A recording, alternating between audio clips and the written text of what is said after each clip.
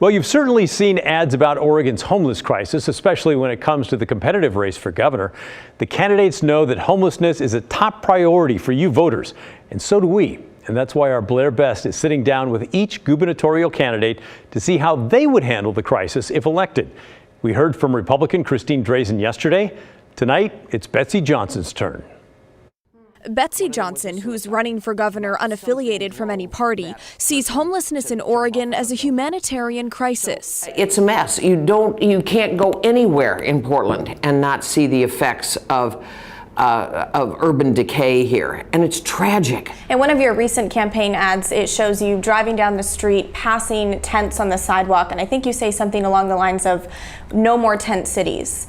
How do you plan to do that? Well, there are a variety of different methodologies. First of all, let me say that I think Portland has enabled tent cities, and I sure as hell know that Tina Kotek has enabled tent cities with the legislation that she has championed and pushed through the system. So we need to get the tents off the streets. There are a variety of different methodologies that are being tested right now. And then there are laws about camping in public places. Enforce the law. And that's a City of Portland problem and a City of Portland prerogative, and I think they ought to be much more aggressive about it. What will you do at the state level to make a difference, say, here on the streets in Portland? Well, it's not what will I do, what am I doing? Unlike Tina and Christine, I mean, Tina wants to build $400,000 a door apartments and give homeless people a place to live. Christine wants to declare another emergency. Portland has declared homeless emergencies over and over again. It's like declaring a hopeless emergency. All you need to do is look out the window and you know we've got an emergency. So I have never subscribed to having meetings or drawing up 5-year plans. I've actually been doing it. I was part of a group of people who helped repurpose the abandoned Wapato jail, built at huge public expense. That former jail, now the Bybee Lakes Hope Center, a trauma-informed shelter and transitional housing for the homeless. It also helps homeless people struggling with addiction. So I don't talk about it, I do it. So will you allow camping on the sidewalks? No. And what will you do to stop that? I mean, there's so many tents out there. Enforce the law. Find alternative space. Let me give you an example. The Metro Center parking lot. You could establish that alternative space that makes moving people off of the streets legal and acceptable. The city's talked about doing that very thing at some of the Expo Center parking lots, but ran into resistance, and it's still just an idea.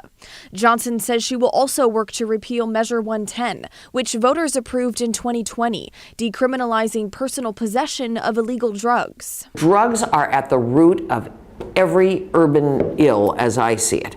They're exacerbating mental illness, certainly the open market drug trafficking that's going on in town. We have a lack of addiction treatment facilities. What will you do to address that and to expand those services? Well, a variety of things, none the least of which is let's recognize that those addiction facilities need to be spread all over the state. You say Oregon needs to build 580,000 new housing units over the next 2 decades to close the housing supply deficit.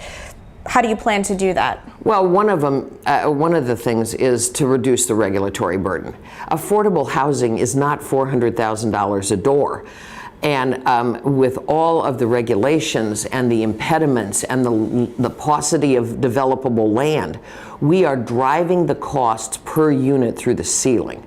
We've got to get realistic about the fact that we have an affordability crisis because we have a supply crisis. Well, if homelessness is someone's #1 concern going into this election, why should they vote for you? Well, because I've got a track record. Drive out to Helping Hands and see what's happening out there. If it appears that I take enormous pride in that, it's because I do. We're doing it. We're not talking about it. We're not waiting until housing units are built. We are taking people off the streets and putting them in a setting where they can achieve and maintain their own sobriety with the dignity of work and the investment in their own futures. We also talked about how she plans to speed up the process when it comes to building affordable housing. You can watch the full interview on our website, along with yesterday's interview with Republican candidate Christine Drazen.